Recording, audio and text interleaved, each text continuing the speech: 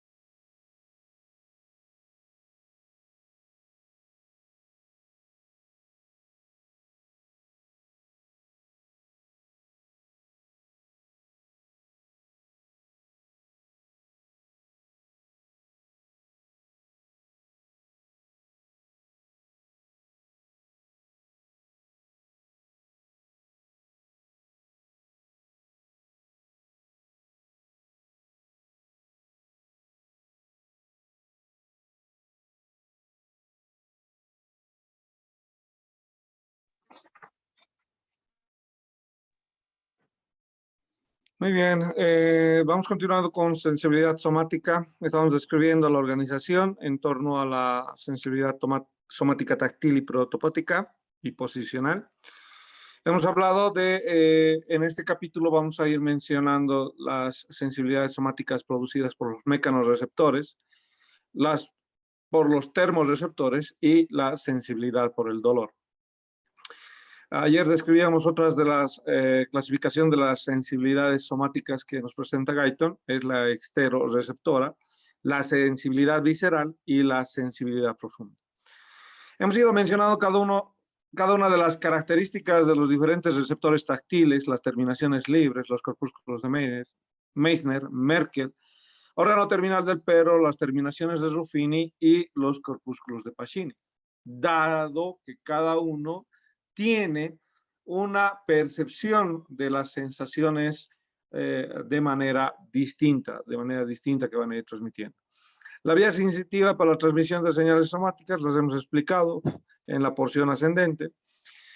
Hemos hecho un recuerdo anatómico cómo justamente los nervios espinales con la parte sensitiva van a ir a terminar a la asta posterior y van a ir a configurar dos características. Uno a través del ascenso de la columna dorsal, a través del fascículo de cuneiforme y el gracil, y otro a través de la vía espinotalámica anterolateral. Esta misma espinotalámico lateral, por si acaso la voy a volver a subdividir en dos, en la neo y paleo espinotalámica. Bien, entonces ya voy mencionando una descripción posterior, que esta vía misma espinotalámica anterolateral la voy a dividir en neo y paleo.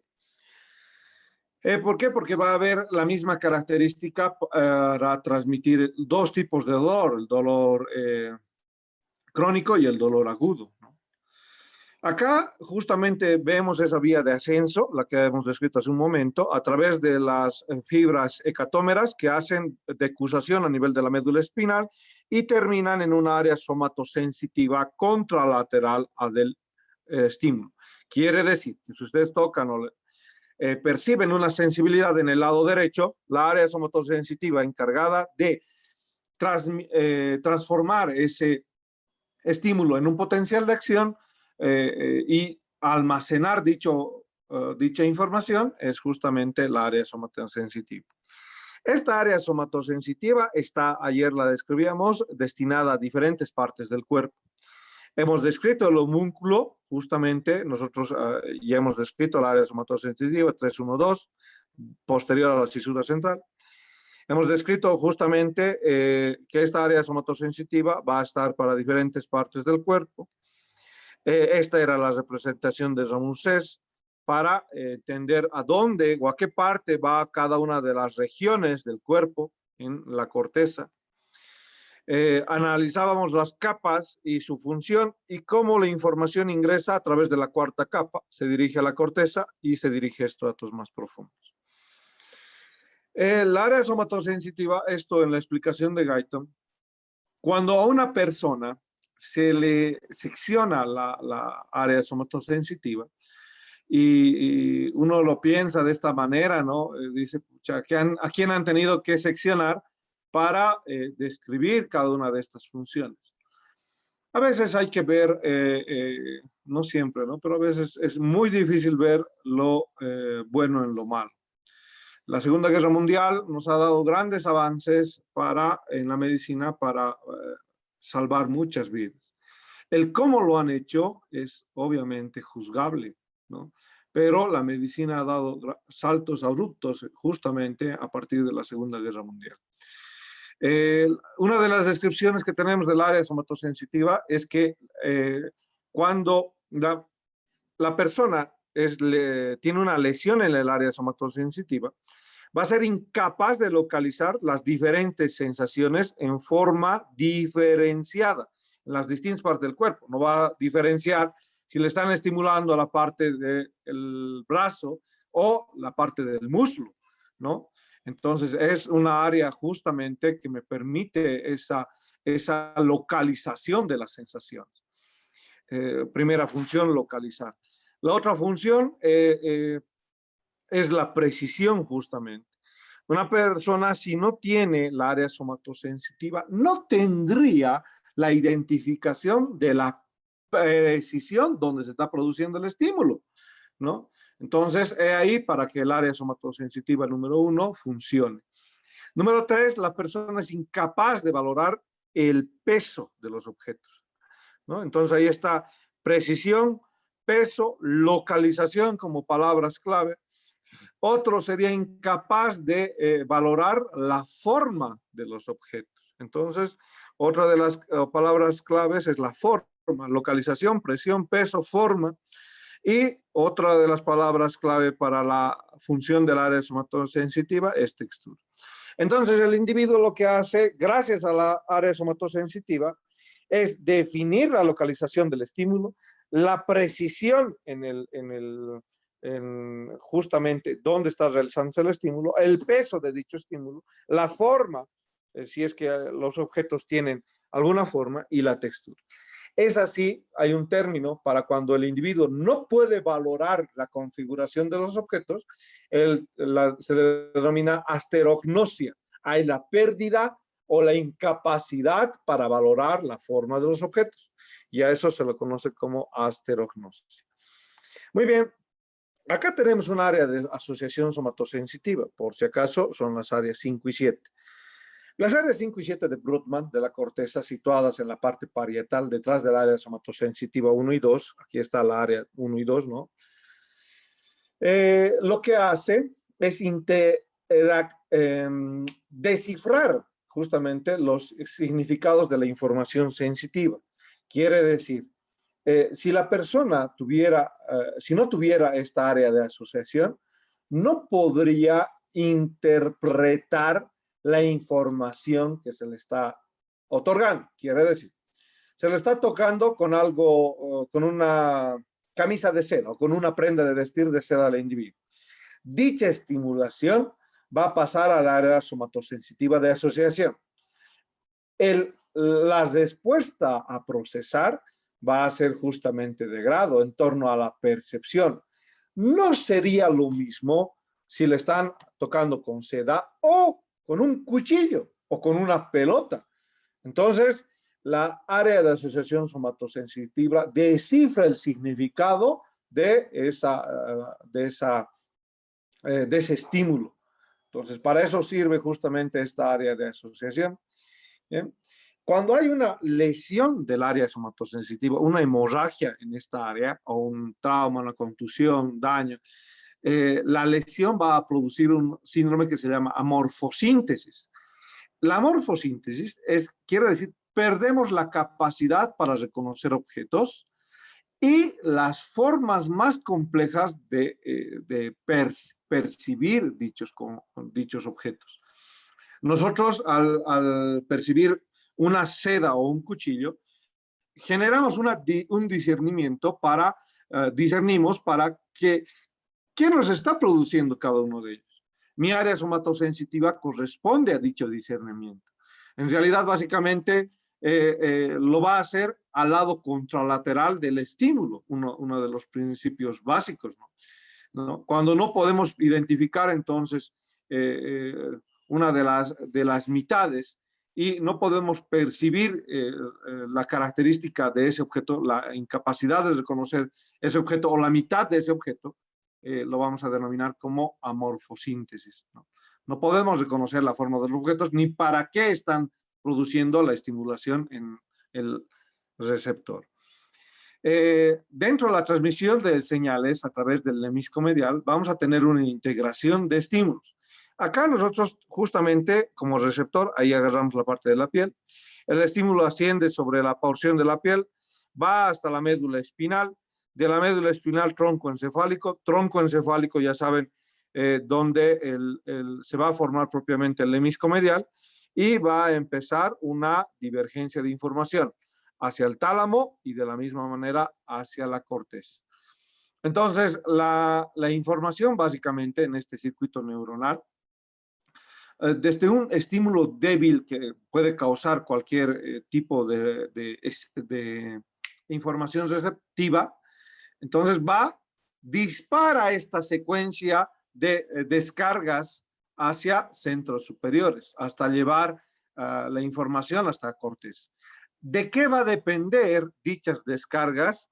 Si el estímulo es débil, si el estímulo es moderado o si el estímulo es intenso. No es lo mismo que les estimulen pues con una pequeña simple aguja o que les estimulen con un cuchillo, ¿no? Entonces, en esta misma situación, nosotros podemos discernir esta característica de estimulación. Podemos discernir que son 2 puntos los de estimulación y hay una distinción entre los 2 puntos. Uno puede ser una aguja y la otra puede ser un objeto romo. Entonces, la propiedad táctil para generar esa distinción consiste en la capacidad discriminatoria que tienen los receptores de una persona. Entonces, 2 puntos distintos, que es lo que se hace en la práctica de fisiología, se colocan a nivel del tronco, les decía, y se mide para distinguir cuán perceptivo es el individuo o cuántos receptores tiene para distinguir la diferencia de distancia entre 2 puntos de estimulación. Que lo vamos a hacer al mismo tiempo. Ojo, podemos agarrar un compás y colocar algo frío y algo en punta, ¿no? Entonces estamos haciendo diferenciación de 2 puntos de estímulo de manera lateral. ¿Cómo ocurre?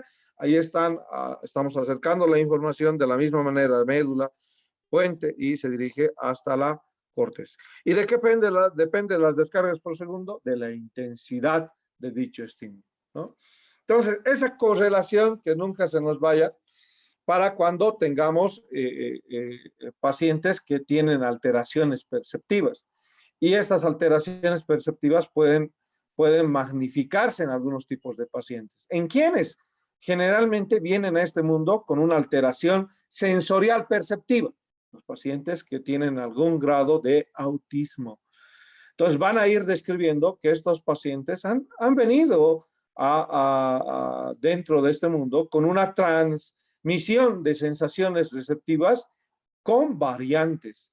Y esas variantes van a hacer que nosotros consideremos a estos pacientes un poco más, con mayor sensibilidad que el resto de las personas. Bien, entonces tengan en cuenta, son muy sensibles al ruido, son muy sensibles a la luz, son muy sensibles a las emociones fuertes, ¿no? Cuando las personas gritan. Entonces, es una acomodación que uno tiene que tener para este tipo de pacientes. Para eso conocemos este tipo de situaciones de lo que es normal y de lo que en estos individuos tiende a ser una interpretación más intensa de dichos estímulos sensitivos. Bien, ¿cómo vamos a realizar la interpretación de los estímulos sensitivos? Mucho depende de que esos estímulos sensitivos reúnan mayor intensidad. Ya lo hemos explicado hace un momento, el efecto de intensidad sobre el receptor para generar un estímulo. Y lo otro es que esa intensidad genere pues mayores señales y esas señales tengan que ocupar mayor número de fibras nerviosas. ¿Bien? Eso es otra de las características de estos estímulos sensitivos. La sensibilidad posicional. Nosotros tenemos que saber en qué posición estamos. Si estamos en una posición estática o estamos en motricidad. Y para dichos efectos, el cuerpo humano tiene una serie de receptores en todas las articulaciones y en todas las partes periféricas. Esas sensibilidades posicionales, como un principio les decía, pueden ser estáticas o de movimiento. Entonces, los receptores posicionales generalmente están en los lugares que van a generar el movimiento. ¿Quiénes son los que van a generar el movimiento? Músculo, por lo tanto, en los usos musculares. En las articulaciones estarán estos receptores sensitivos posicionados. Los corpúsculos de Pacini y las terminaciones de Ruffini muchas veces terminan en los ligamentos y las articulaciones para darme la información sobre la posición del cuerpo.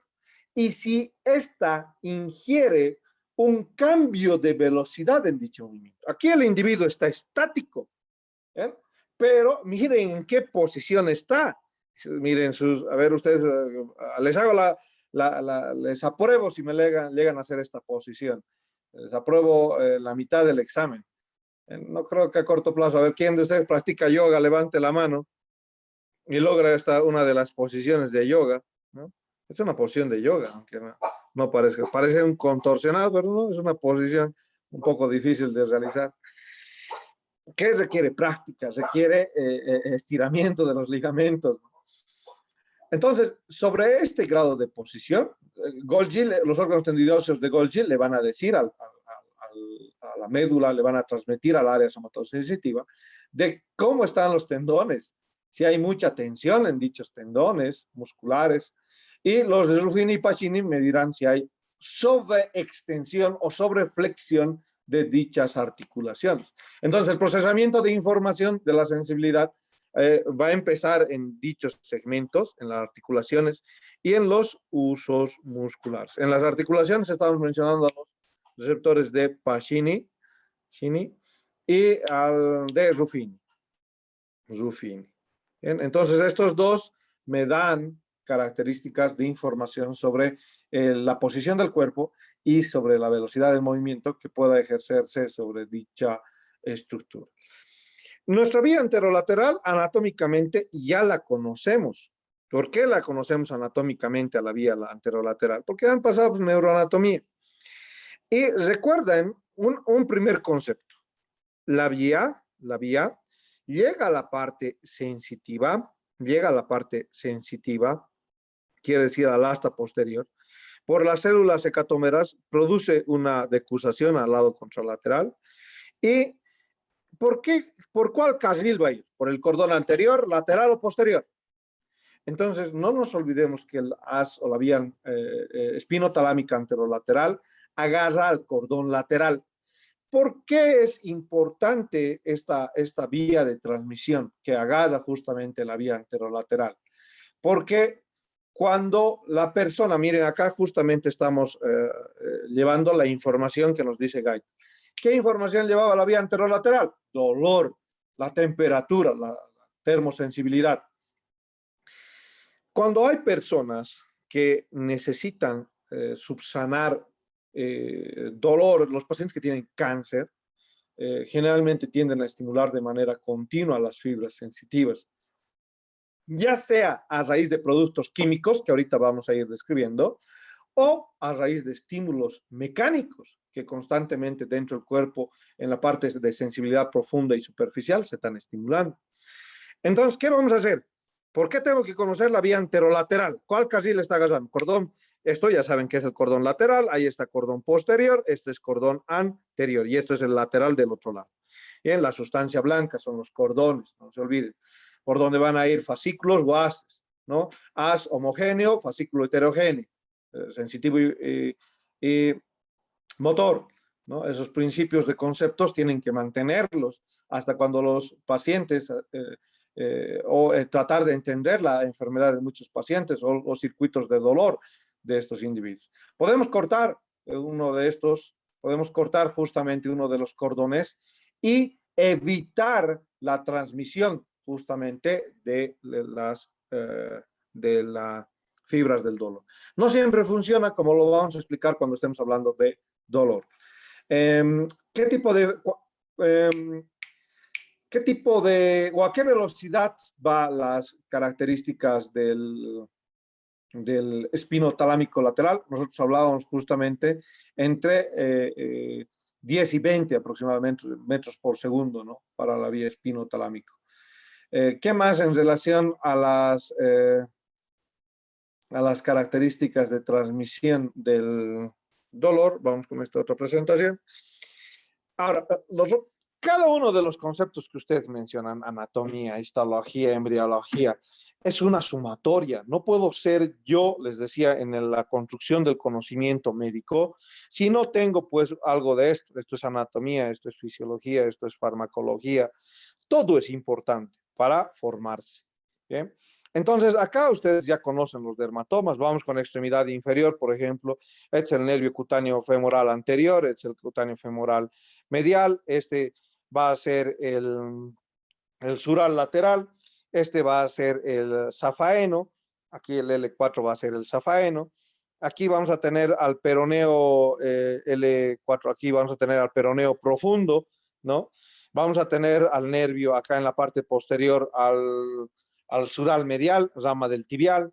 Vamos a tener al cutáneo femoral posterior, vamos a tener a los clúneos superior, medio, inferior, vamos a tener al hilo hipogástrico, vamos a tener a los tóraco-abdominales en los dermatomas, las áreas cervicales y la distribución de los nervios del plexo braquial. Entonces, esta especificación que acabo de hacer no solamente la tenía que conocer para la parte anatómica, sino también para entender que los diferentes dermatomas generan una segmentación de la sensación superficial.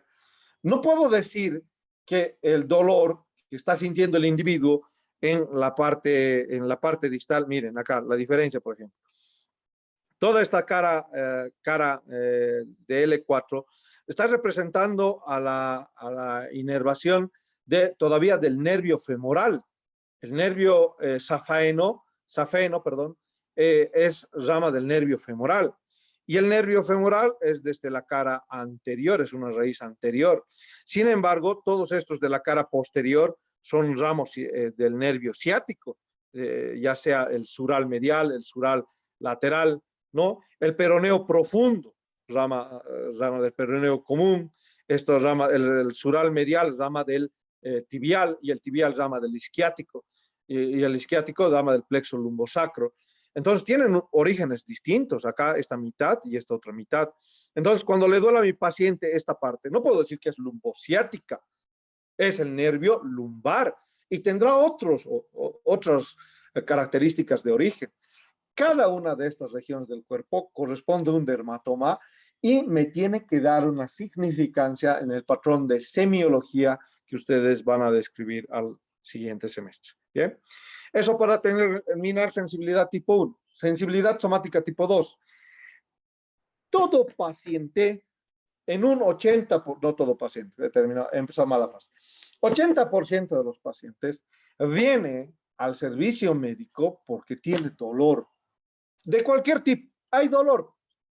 No vienen al médico de paseo, ¿no? Entonces, nosotros tenemos que entender este concepto, tenemos que entender el concepto de dolor y cómo se produce el dolor.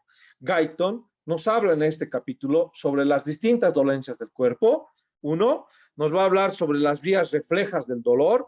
2, nos va a hablar sobre las características que estimulan y generan dolor, ¿no?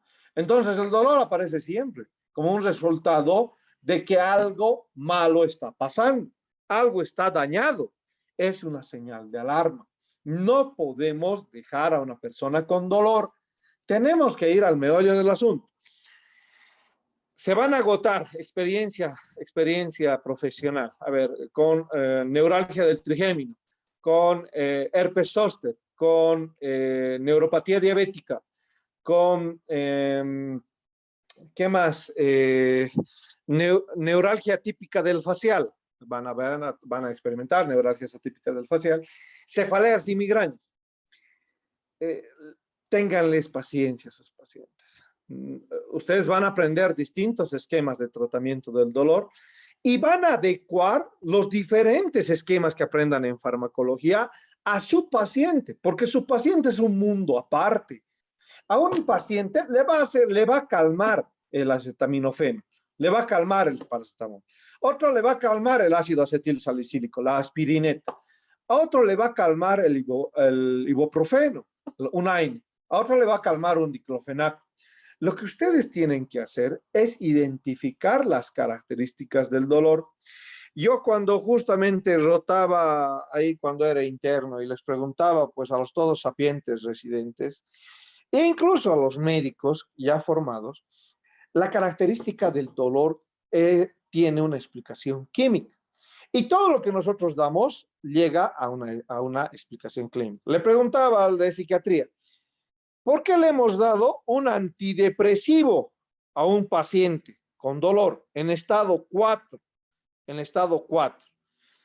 y la pregunta era clara, ¿por qué le hemos dado y por qué ya no le damos analgésicos? O sea, tenemos que también darle analgésicos al individuo, no tenemos que dejar de parar, porque ellos sin fundamento dicen, el paciente con dolor se deprime. Y efectivamente, cualquier persona que ha padecido de dolor a lo largo de su vida, dolor crónico, no dolor de un día, no dolor de una contractura muscular, dolores que han sucedido 15 días, 30 días, un año padeciendo con dolor, va a poder entender a las personas que tienen dolor. Y les digo un poco de paciencia. ¿Por qué? Porque por más esquema que utilicen, la gabapeptina, medicamentos indicados en dolores crónicos, como la neuralgia del trigémino, no resultan. No, este último, paciente de 70 años que tiene neuralgia del trigémino, y le hemos dado una serie de esquemas de tratamiento, empezando por los que dicen la literatura, porque de acuerdo a la literatura también se van a guiar, ¿no? La gabapeptina. Y lo otro que les va a guiar es su propia experiencia médica y de las que les están formando, ¿no? Entonces, en esas rotaciones van a ir viendo qué ha funcionado para el dolor. A ver, hemos hecho este esquema. Hemos usado primera escala del dolor. Segunda escala del dolor, hemos mezclado con AINES, antiinflamatorios no esteroideos, ¿bien? Hemos utilizado tercera, ya hemos derivados morfínicos opioides, ¿bien? O una combinación en la tercera de opioides con AINES, para no empezar a la adicción de los individuos. Porque un individuo que siente dolor siempre va a buscar algo que le calme el dolor. No es que sea un patrón adictivo. No, a nadie le gusta sentir dolor, ¿no? Entonces, por eso, a los pacientes que tienen dolor crónico, glaucoma, ¿qué les damos? En la última etapa les tenemos que dar maconha, en portugués se le dice a la marihuana, ¿no? Entonces le tenemos que dar marihuana. ¿Y repercute sobre la analgesia? Sí, porque lo vamos a analizar en esto de la vía del dolor, cómo es que generan estas características de estimulación. Tenemos el dolor rápido y el dolor lento. ¿Cómo puedo analizar el dolor rápido? Dolor que se siente de manera inmediata cuando se clava una aguja, cuando se corta con cuchillo, cuando tiene una quemadura, cuando se punza, ¿no? O cuando se tiene una sacudida eléctrica. Es un dolor rápido.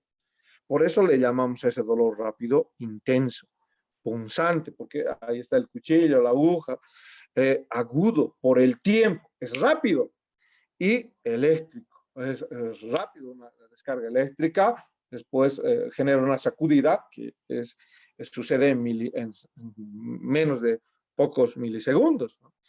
Sin embargo, el dolor urente, para diferenciarlo del lento, es un dolor que suele ir asociado a la destrucción tisular. Primer concepto, asociado a la destrucción tisular. Sí o sí, para pregunta de examen, esta asociación con la destrucción tisular. ¿Qué tipo de dolor genera cuando existe la destrucción tisular? Entonces me tendrán que poner, o estará esto, o estarán sus sinónimos, ¿no? Pero en el caso de la destrucción celular, perdón, ¿estará el dolor lento o estarán sus sinónimos? Porque el dolor lento lo que va a generar es un tipo de dolor insoportable, prolongado. Como es prolongado, crónico. Se le puede decir también urente, sordo, pulsátil, ¿bien? Como lo son algunos tipos de cefalea. Mis receptores para dicho dolor son terminaciones libres. Acá tengo estas terminaciones libres. Estas terminaciones libres actúan como receptores para el dolor. Se encuentran en la superficie de la piel. Ahí están justamente estos receptores para el dolor. Ahí están dirigiéndose a la superficie de la piel. No, la mayoría de los tejidos profundos no reciben más terminaciones para el dolor que la parte superficial. Cualquier daño tisular va a originar primeramente un dolor agudo. Sin embargo, una característica profunda, un daño tisular profundo, va a generar un dolor tipo sordo, crónico, lento, ¿no? Entonces, generalmente las lesiones profundas se relacionan con este tipo de dolor. Generalmente, no todo, ¿no? ¿Por qué no todo? Porque vamos a ver cómo existe lo que se llama dolor referido. Ahora, van a existir diferentes tipos de estimulación mecánica, térmica y química que excitan los receptores del dolor, ¿no? Entonces, hay distintas sustancias químicas que ahorita las vamos a ir mencionando. Y otra de las características de estas fibras nerviosas es su naturaleza poco adaptativa. No quiere decir eso del concepto no adaptativo. Bajo ciertas condiciones, tenemos sustancias como las endorfinas que hacen que el dolor no crezca cada vez más.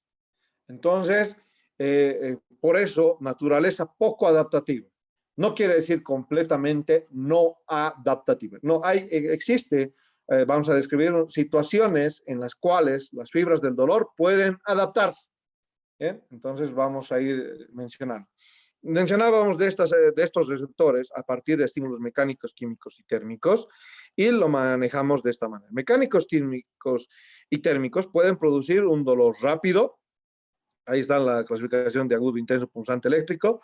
Y posteriormente, con el daño tisular que va a generar, puede producir un dolor agudo, pulsátil, crónico. ¿Eh? ¿Cuáles son algunas de las